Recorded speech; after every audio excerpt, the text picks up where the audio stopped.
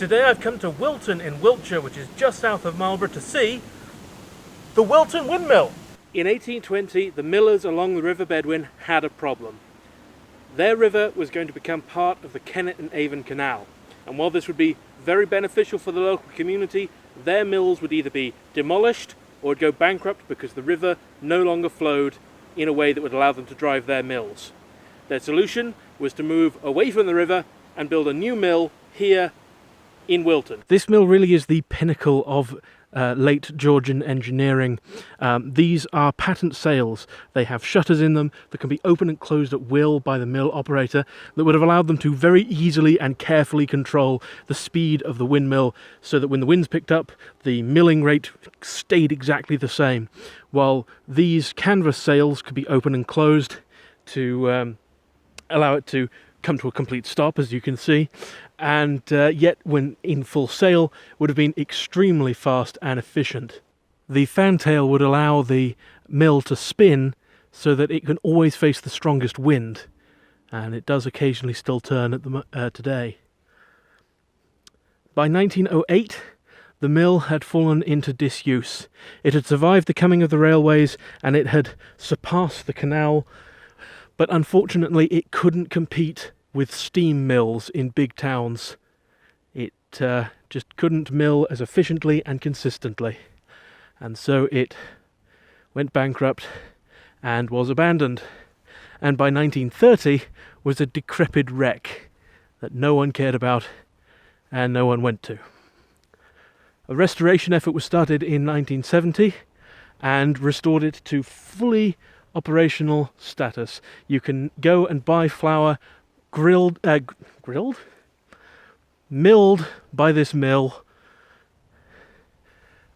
and it is exactly the same quality as you would have got in the Victorian period, although probably with fewer dust sweepings now that we have laws against that sort of thing. These are the millstones that were recovered during the restoration work, the last stones to be used in the mill. They're heavily worn from the decades of use, but you can still make out the grooves that they had in them.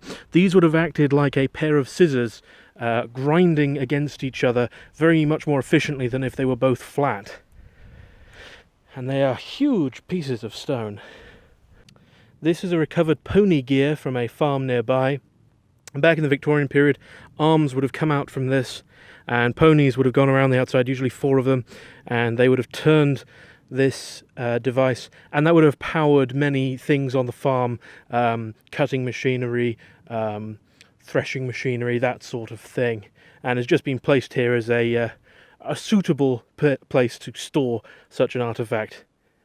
This is a horse-drawn plough from the period.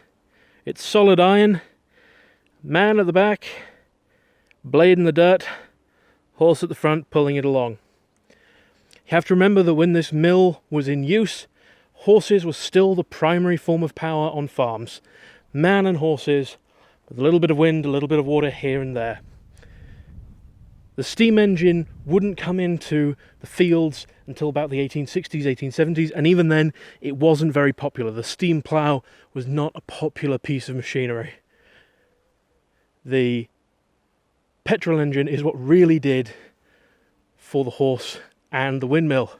But by the 20th century, steam engines in the cities, the petrol engines coming out into the fields, were beginning to replace the windmill and the horse once and for all.